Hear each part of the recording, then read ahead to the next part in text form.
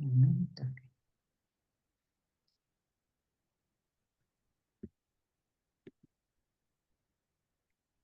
Hi. So good to Hello. see you. Hi. I am in discussion with you today from Glenwood Springs, Colorado. My name is India Zoe Prema. I am a shadow facilitator and the author of Burning Down the House, Transforming Yourself into a Powerful New Life, which is all about moving out of the victim mentality and into a higher state of consciousness. It's through my own journey, through a workbook. Mm, And so today, and it's also about the evolution of the soul. mm, And it is, it's the wholeness of all of us, our shadow, our light, our consciousness. mm, And so today I'm looking forward to having a open conversation with you about the soul and mm. what it means to you and what it means to me and our experiences. And so I'd like to tell you or ask you, first of all, to introduce yourself and then to talk a little bit about your book, your books, and or the one that you are, I think you're getting ready to write your third one. And Mhm. if you want to share a little bit about that. Yes. So my name is Nathalie Zaitouni, and a few years ago, through a process of mindful and automatic writing, um, started receiving wisdom from a body of um, knowledge that's called ensoulment. And I've written a couple books about ensoulment and a few articles, and work as an ensoulment healer and ensoulment medicine facilitator. Um, I am getting ready, like you mentioned, to start asking questions and sitting in the questions and sitting in the unknown to see where are we right now, where is our planet, where is our humanity, where is the galaxy, what's happening in the evolution of this whole region of the cosmos. And through questions and through sitting with questions in meditation, in reflection, in um, connecting the dots between the pieces of information that are coming, uh, relevant and important wisdom comes through. So that's what I am. Basically, I offer counseling classes. I actually guide psychotherapists and healers to use the ensoulment perspective in their own practice. Um, Writing, counseling, teaching, that's my primary activity right now. And I'm calling actually from Greece, from Lesbos in Greece. And you are hail from where originally? Well, I was born in Lebanon, Beirut, grew up in Israel and California. So, and right now I really consider myself a pretty international woman, which means my home base right now is Lesbos. And I also travel months at a time to different destinations around the world based on what I'm being guided, based on lovers, projects, activities, and where I'm being called. So I'm pretty much international, Middle Eastern originally, but then 20 years in California and now Greece and Europe. So it's moving. I feel a citizen, a resident, a custodian of this planet as a whole. Beautiful. So you mentioned the ensoulment practice. Can you tell us a little bit about what that looks like? Yes. The ensoulment practice is an inquiry, is a discovery process. Discovery of your soul. There's a dimension within you that is your soul. And that dimension is alive. Um, it's expressive, it's communicative. And when we actually tune in, because it's like right now, there are many channels on YouTube or channels on Instagram or channels on the radio or TV, but we're not tuning in. So when we don't tune in, these channels are broadcasting all the time, almost 24/7. But because we're not tuning in, we're not quite receiving consciously. We may be receiving it unconsciously. Consciously, we're not really receiving the broadcast from these channels. The same way with the soul. The soul is a dimension of who we are. So if we have a physical body, we have an emotional body, we have a mental body, we have an energetic body. We also have a dimension that's called the soul, which is our innermost essence. And our essence is very, very unique. It's like our fingerprint. No other person in the world has our fingerprint.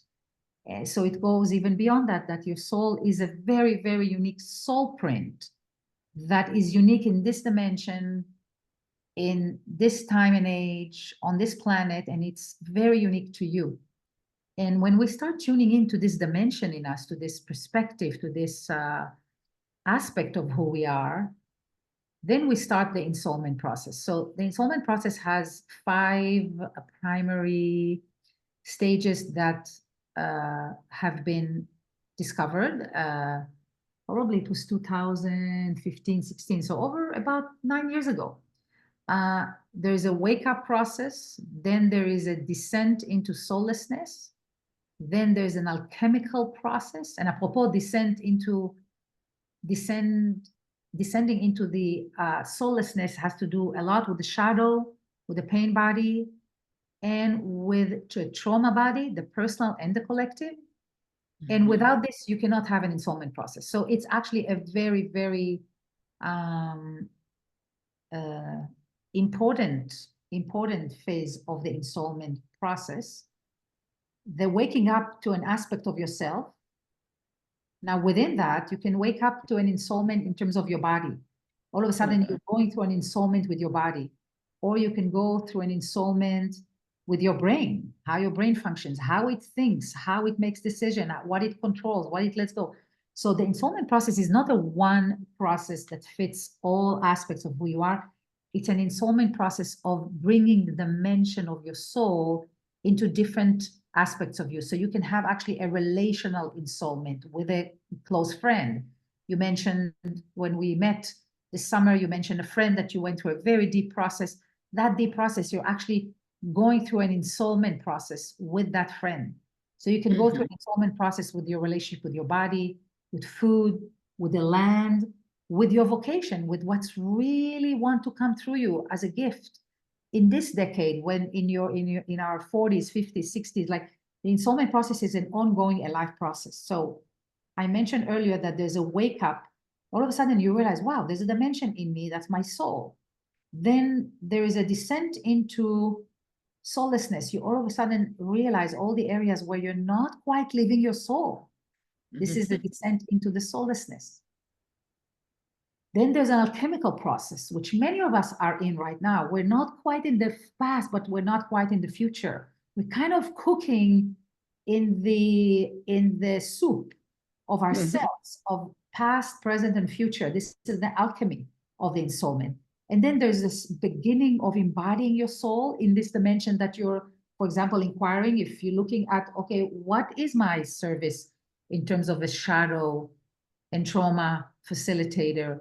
What is my ensoulment right now, 2024, almost 25? What is my ensoulment process? Like, what am I embodying and expressing from a soul perspective? Not from what I already know or what I already wrote about.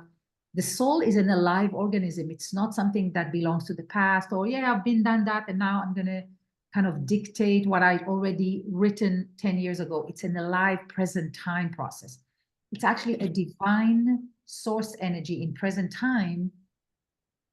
And when you tune into it, you go through an ensoulment process in different area that you're working with. For example, I'm working on relational and lovership and ensoulment, which is what kind of a lover, of a relational intimacy do I want? And what does it look like? And I'm really going through an ensoulment there with my partner. So I'm saying this because you have a waking up, you have a descent into soullessness, then you have an alchemical process that you're kind of dormant, but you're not. You're cooking something, but it's not quite done. The stew is not quite done. Then you're starting to ensoul. Ensoulment is a process of embodying and expressing your soul in this dimension or in this aspect of where you're working with. It can be your body, it can be your diet, it can be your, your relationship with your home, your new home. The last phase after ensoulment is the merging with the soul of the world. So the soul of the world is the soul that animates this whole existence from the beginning of time, from the primordial time. So comes a time when you're so alive and so in the flow that actually there's no time, there's no space, there's not me, there's not you. You're just a part of the soul of the world, which all of us are.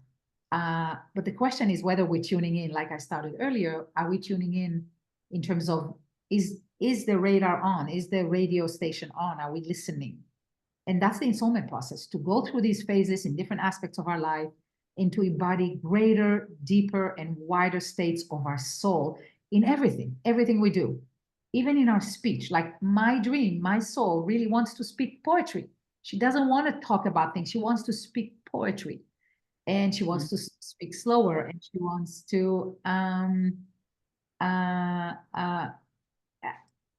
animate and be alive in so many aspects. So my work as an egoic, human, earthly embodiment of my soul is to listen to my soul and to allow as much space and as much embodiment for my soul through my physical body.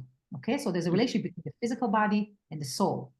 The soul is a potentiality, our potentiality. It can be embodied through our daily life. Excuse me. It's so, thank you for that. Thank you for the explanation. And it's so interesting in different languaging. I was just speaking about the same thing over the last couple days with some women that I was doing group with here where I'm working. And it is very much that. It's like looking at all the aspects of who we are. I call it a marriage. It's the marriage between the evolution of the soul, because we don't know why we chose to evolve and what it is we wanted to evolve from the soul. And it takes the 3D experience to help us with that. Nice.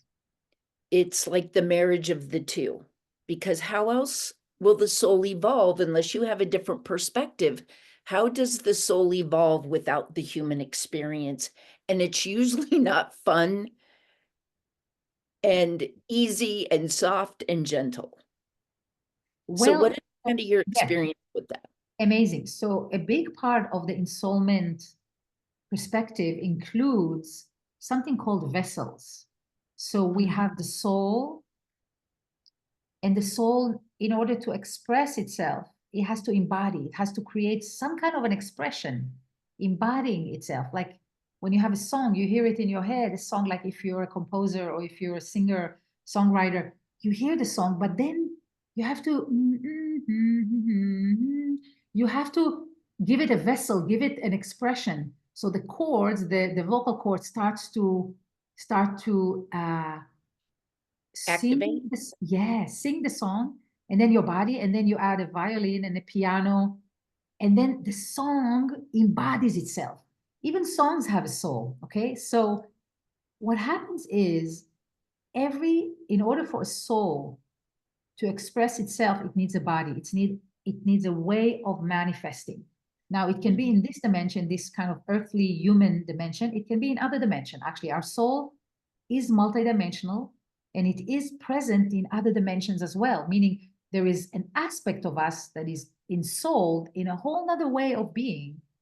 And then there's also at the same time, because inside the soul of the world, time and space doesn't quite has the same understanding the way we have here on this planet. It's a very, very different time and space. So you can have a presence in another place and then have a presence and a body and an embodiment in this human earthly dimension. And yes, through the human earthly dimension, this is how we evolve. Now, if a person is struggling a lot through either finances or life purpose or health issues or relational turmoil, then there is some kind of a program that is operating inside this human body that is used to manifesting and embodying through this modus operandus, but it doesn't have to be this way. So when you have consciousness, so one of the qualities of the soul or one of the attributes of the soul has a frequency, the soul has consciousness, the soul has energy, and the soul also is the observer, is the kind of universal source energy observer. So when you start observing that, why am I struggling? Let's say somebody with health, with finance, with relationship, with this, that means there's a habitual vessel that has molded itself around the human experience that is always running energy in one direction in this kind of struggling, but it doesn't have to be like this. So if a person is actually aware of how it's embodying and how it's insouling, it can actually redirect through intention, through attention, through new behavior and new thoughts. You can actually co-facilitate or co-guide the embodiment and the ensoulment of your life. Okay, so it doesn't have to be a struggle. For example, in the Middle East right now, in Russia and Ukraine, in different areas where there's still conflict, these areas are so entrenched in their programming, both sides, that this is how they're trying to evolve. But sometimes it needs a complete different approach to kind of take them out of this crisis or habitual way of responding and then retaliating and then responding again, which doesn't lead anywhere for thousands of years. But this is the karma of the area. This is the karma of the people. Okay, they're going to continue until something shifts. Yep. Yeah. So you said something. Let me see if I can track it. You had mentioned that the soul has different dimensions. I think that was what you said. Qualities or dimensions. The soul embodies in different dimensions, but it has different qualities in each dimension. Okay. So if that's, because this is interesting. So I would like you to elaborate. So if the soul has different dimensions to it, different qualities, how does one align the soul? And for me, the soul is the, I'm just going to call it the driver. My personality serves my higher self. Nice. That's amazing. Yes, because I've learned, this has been my own experience, is that when my personality, which the personality is like, I need to control, I need to do this, I need these things to be in place outside of me before, right? That's what we do. That's where the personality goes, outside of ourselves. I've learned, and I'd like you to elaborate on this, I never thought about the soul being in different dimensions. Does the personality doesn't go in different dimensions? Okay, so look, everything in this dimension, in this earthly human dimension, has an expression. The soul is your innermost essence. It's the thing that animates you. It's the thing that actually is bringing life to you. It's the soul. The soul is the source, is the unique source soul print that is you. It's the unique essence that is you. It's an essence. It's like love. Love is an essence. We will talk about essences because essences are also a part of ensoulment. Basically, you are an embodiment of a unique combination of essences.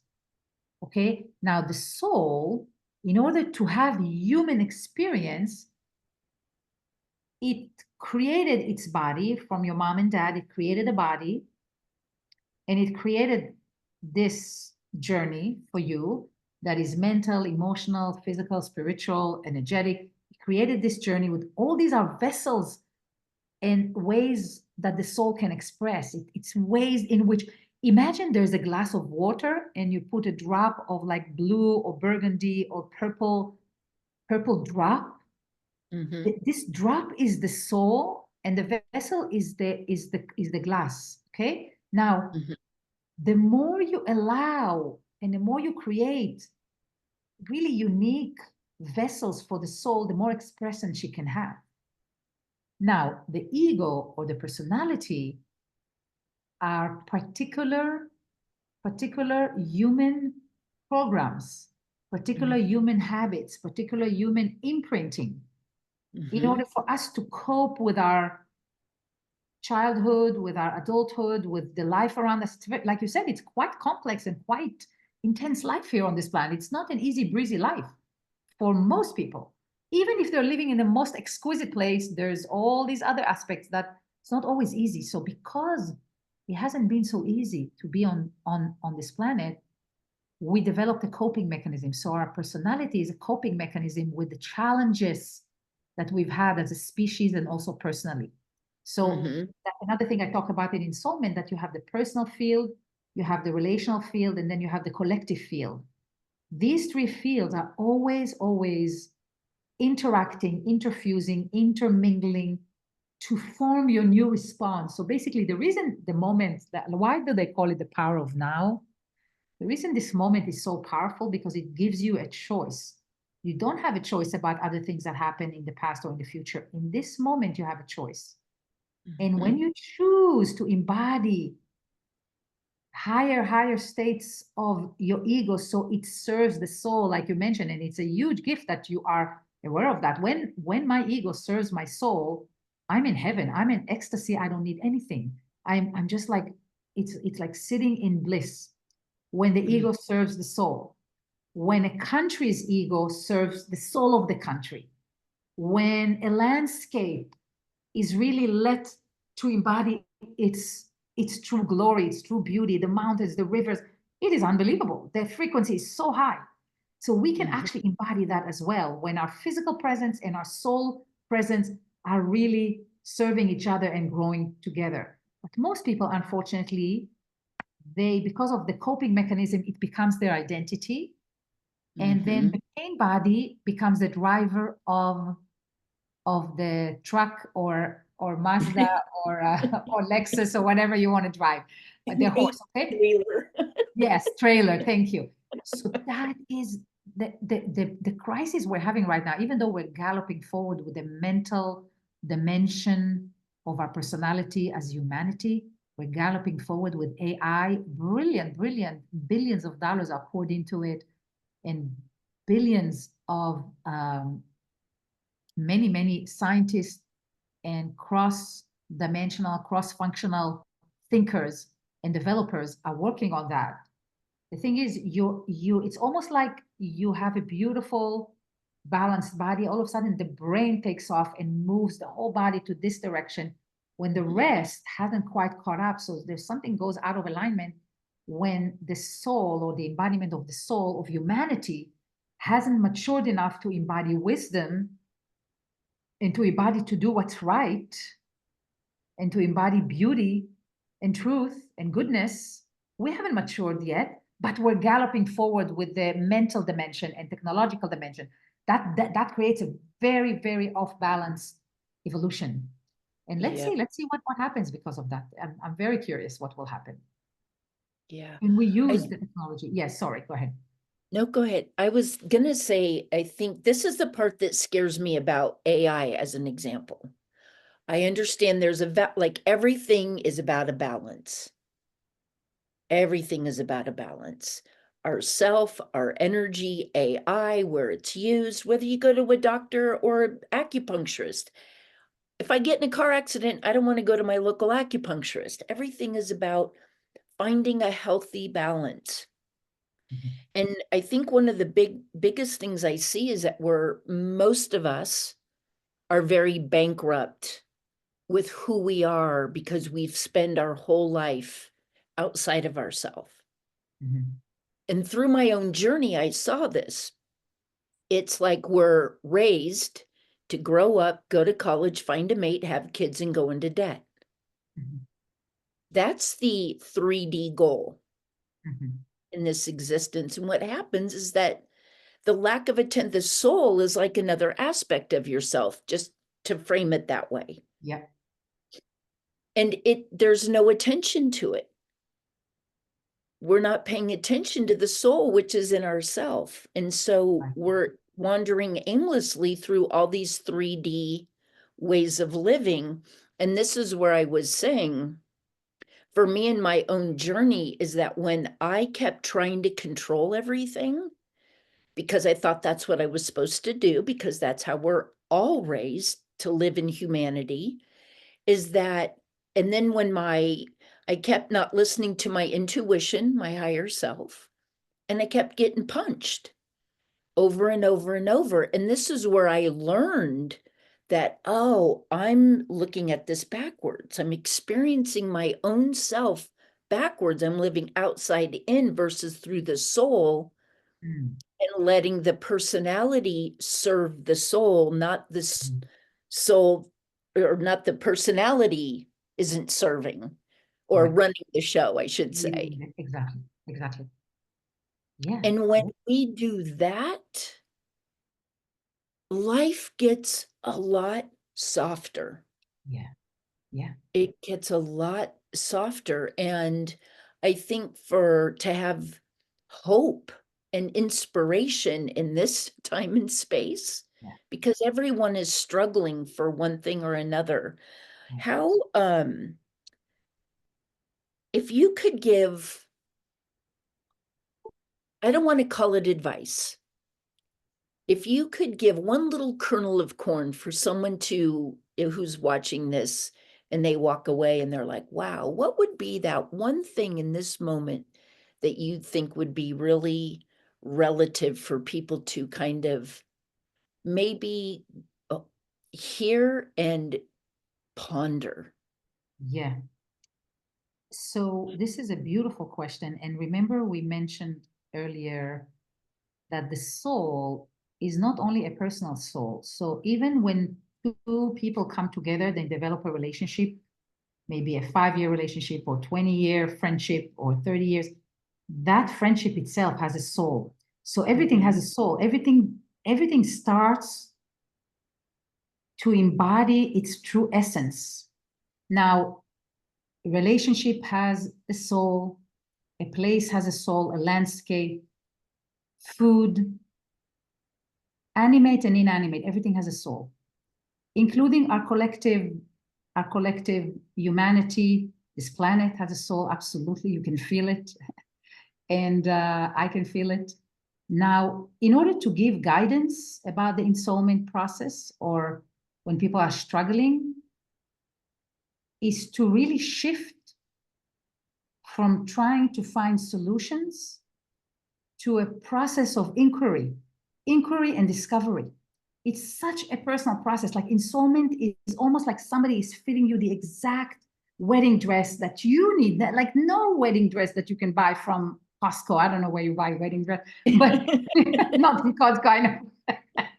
But like, when you buy a wedding dress and you fit it for the woman, it is so it's so unique. I know that, I don't know where it came from, but I guess That was one day awesome. Costco will start selling wedding dresses. But it is so tailored, handmade for the person.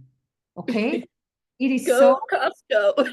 Yeah, I know, not Costco. No, of course, I know, but well, so but it is so particular that your question is, where can people start? What can they do? It's so unique to you. Your soul is so unique to you. Mhm. It is the expression of all your journeys, all your incarnations, in all dimensions, in all times.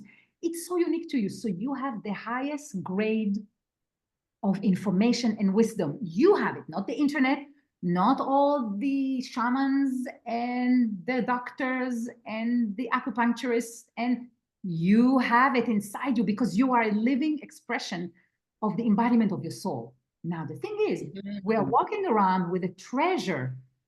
We are the treasure. We are But we're trying to look for the solutions for the alleviation of our pain for this outside. So first of all, to reorient the whole process inward, number one.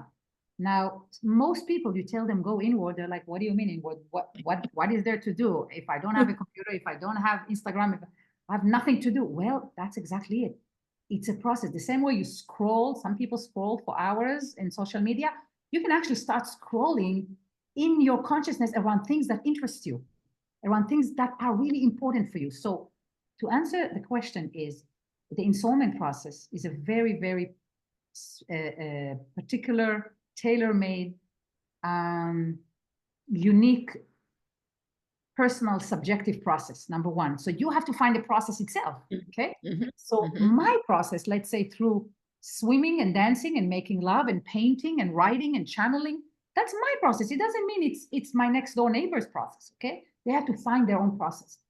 But the way to find it is to reorient the mirror in instead of watching out, watching in. In the same way you have eyes that can decode and decipher and differentiate the external environment, you can actually slowly, slowly start to develop and decode and differentiate the interior landscape, the interior dimension, okay?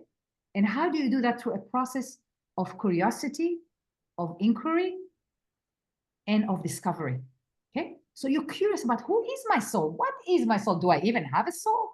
What is she like? Well, I started this process about, I don't know, 15 years ago, maybe more. Let's say 36, yeah, maybe 18 years ago. And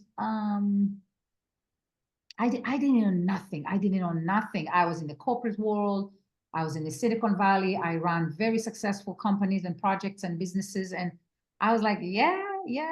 What is the inner dimension? What is that? But then something opened up. The first phase of ensoulment started for me at 36.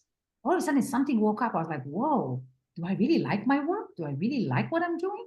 Do I really like my home? Like all of a sudden asking questions and going through a process of inquiry, curiosity, discovery started leading me. So the question is a very, very, very powerful.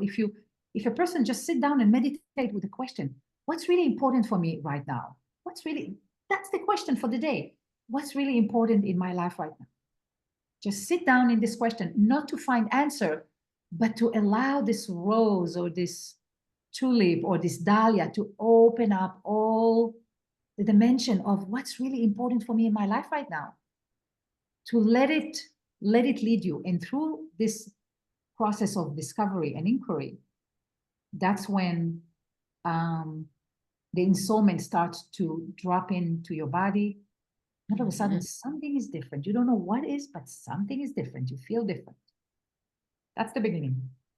Yes, yes, yes, I love that. I just was in this conversation yesterday, almost word for word. And it's a beautiful description of how you shared that. So thank you. That led me to another question. So you said that you started this work and you were curious. And I think that curiosity is probably the most important aspect of ourself that is almost like the bridge. When we're curious, it's a bridge to keep us open to all possibilities. When we're not curious, we stay in a state of contraction. This is my box, this is what I believe, and this to me is why I started letting go of labels 15 years ago. Not labeling myself, because that puts me in a box. Even with my chosen lifestyle, sexuality, if you will, I stopped labeling myself. And I did that because I'm like, if I'm shifting, if I'm metamorphosing, if I'm dying and rebirthing in the manner which I do, then that means that my life will also metamorphose. It's not just me, it's what is in my life. friends, jobs, interests, whatever. And in the discovery phase, because I do a very similar one, I do an inventory, a self-inventory. Mm. And I do this because if I'm changing and I'm where I am now in my life, but I didn't like something 5 years ago, I don't assume that I won't like it now. Mhm. So Nice. if I take myself out of a box and just stay curious to all that is, it allows everything to flow as I need it.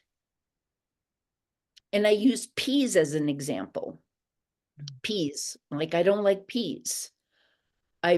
Every kind of root vegetable I've had many, many times. Peas, I can't palate.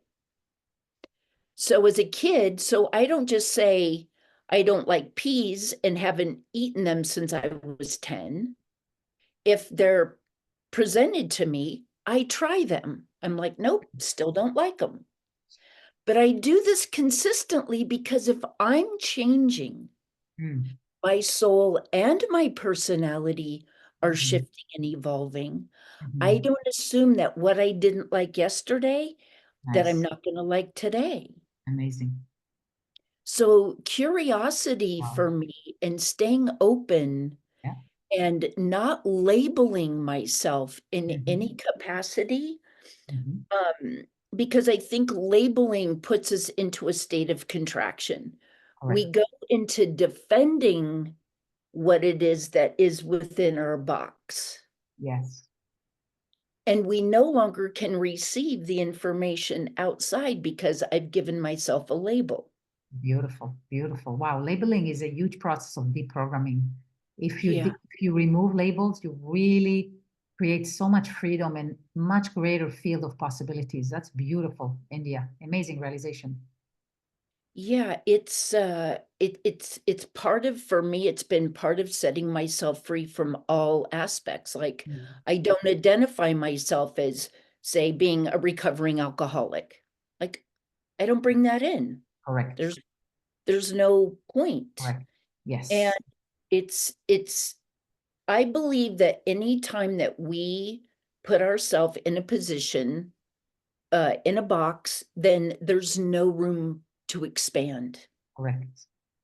Yeah. Because we're no longer, it's kind of like if you're a Democrat, are you watching Fox News so that you gain information on the opposing side?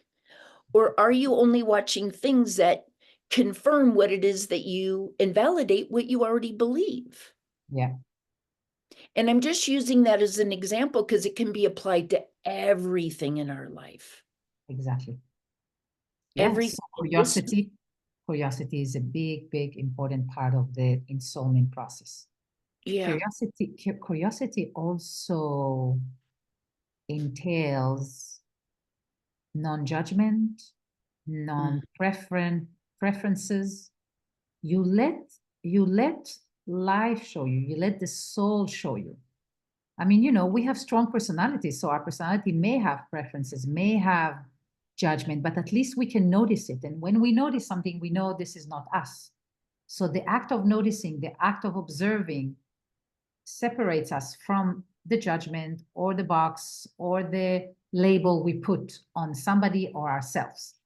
And yes, clearing ourselves and removing as many labels, as many judgment, and it creates a larger field of possibilities.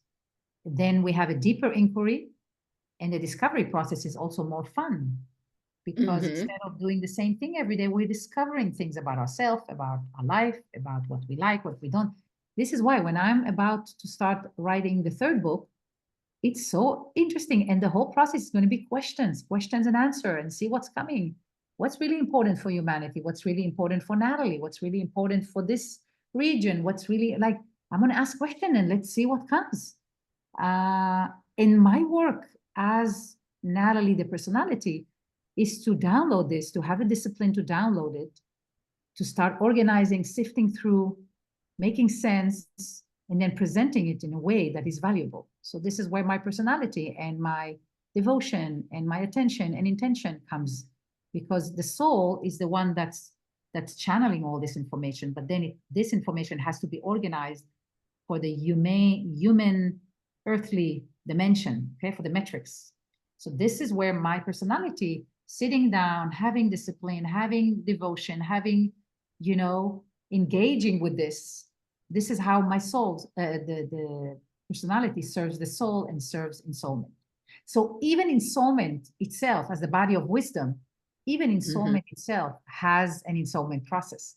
It also goes through an ongoing process of embodying greater and greater levels and depth of itself, of the value it brings, of the gifts and the beauty it gives.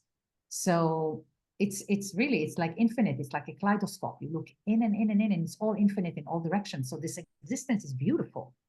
And our responsibility as shamans, healers, teachers, philosophers, scientists, our responsibility is to bring this beauty and this incredible possibility to the entire planet, all the people, to liberate and ensoul all people, all nations, all regions. Because it's not enough to live in our little garden when the whole world outside is on fire. I mean, right? Excuse me. Yes, Yes. yes. So that's part. But guess what? This is my own personal, transpersonal soul mission. That's not everybody. Some other people just need to sing. Other people just need to play hockey. Other people just need to surf. Other people just need to be a mama. It's what feels right, what feels in congruence with all your dimensions. And how do you know? You ask yourself. You're curious, inquiry, ask yourself. That's how you will know. Yeah. Yeah. And that's you said this, when we channel, when we clear our vessel, I will call the body the vessel in this moment. When the vessel starts clearing of all the shadow, all the density, right? And more light can come in. This is where we can channel. Yes. The answers come, we get really clear. And there's a whole other layer in there, because it's like being able to channel, being able to receive that kind of information does not come from the ego. It is about the humility of being the bridge between spirit and the 3D, if you will. Yes. India also, I want to say the word channel sometimes has some psychic or medium connotation.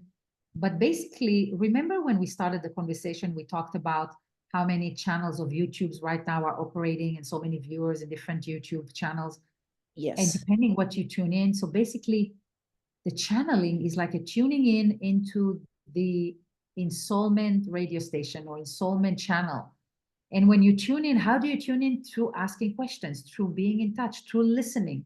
So even if you're tuned in, for example, and you're communicating with your soul and you're receiving insights and receiving guidance, can you hear the guidance? Like if you're tuning in into a TV station, a TV channel, but there's so much noise around you, you can't quite hear what the TV is saying. So there's all these processes that a person does with themselves to quiet down the noises in the head, to quiet down the drama, the emotional drama, to quiet down all this endless pursuing, endless looking, endless list, because discovery is not pursuing.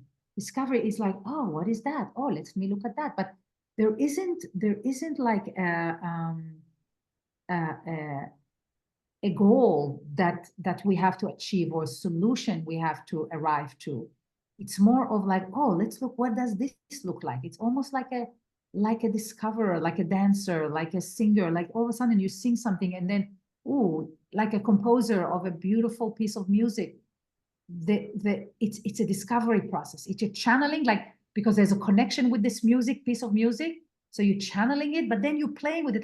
Yeah, that's it. And then the whole song comes through. It's the same with the ensoulment. So the word channeling, I guess, what I was trying to comment here, the word channeling is way more than just a medium or a psychic or channel from other dimensions. It's actually communicating with your own soul. That's channeling. Yes. Okay. Yes. Communicating with your own soul and creating an environment where you can actually hear your soul and follow her guidance. Yes. Yes. That was a beautiful way to explain it. Yes. Because sometimes I'll hear, like, I can hear, not always, but there are specific times where I could hear very clearly. And I'm like, oh God, they're really telling me. I'm telling myself something actually. I say them because sometimes it's my guides and my teachers and my ancestors. But it's yeah, to be able to really tune in and to receive the guidance from ourself that already has, I don't want to say the answers, but it's like if my higher self, which is part of my soul self, is my soul self, that's what I'm listening to. Yes. It already Yes. came here with the answers, but we don't understand that in this space and time quite Correct. yet. Not quite yet. Exactly. Yeah. Nice. Nice. So I, yeah, we have a few more minutes. I don't know if we want to you know, I just want to say this one thing because I like to do things. I'm very analytical, even though I'm super creative. I'm very analytical. I want numbers. I want data, yes. theory. So one of the things that people always say to me is they're like, God, India, this is a lot of work. Like going inward, it's a lot of work. And I said, yes, it is. And what I do is I have them quantify things. So I'm like, in a 12-hour day or in a 24-hour day, however many hours that you sleep, deduct that. What do you have left? Of that time that you have left in your waking day, how much time do you spend, time and energy, do you spend thinking about your spouse, about your kids, about your parents, about your uncles, about your aunts, about your coworkers, about the grocery store person, how they're not doing it right, how they're, if they would only do just in the story all day long, we're in everybody else's stuff. And I said, how much time do you really spend thinking about everybody else and how they're not doing it? Whatever that is. Most of them gave me between 6 to 10 hours. Mm. They're in constant, that Mm-hmm. person's doing this and that person's not doing that. And I said, if you took half of that and even half of that and dedicated that to yourself Mm-hmm.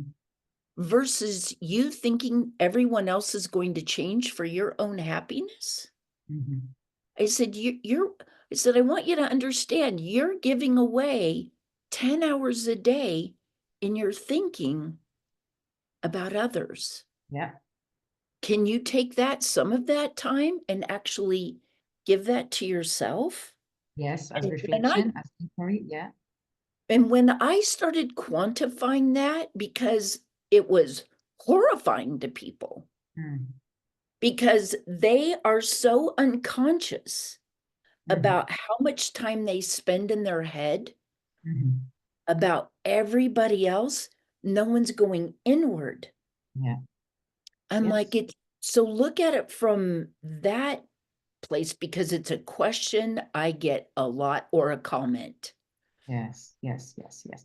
And look, Yeah, after a while, India, after a while, the inner inquiry becomes a second nature. So it's not as much of a hard work. It's like when right. you start training for a bike ride or marathon or a hike, when you start training for it at the beginning, it's hard.